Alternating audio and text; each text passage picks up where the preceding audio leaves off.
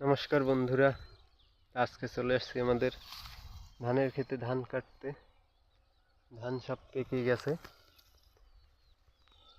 তো আবহাওয়ার অবস্থা খারাপ, যার কারণে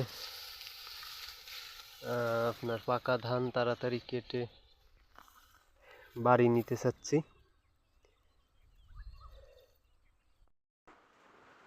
তো দেখতে পাচ্ছেন, এটা হচ্ছে আমাদের মাঠের আগে লাগানো ধান। এটা হচ্ছে ব্রাকের আলোড়ন ধান। ফলন মোটামুটি ভালোই হয়েছে, কিন্তু আবহাওয়ার অবস্থা খুবই খারাপ। তো চেষ্টা করছি যে বর্ষা বৃষ্টির আগে যেন কেটে বাড়ি তুলতে পারি।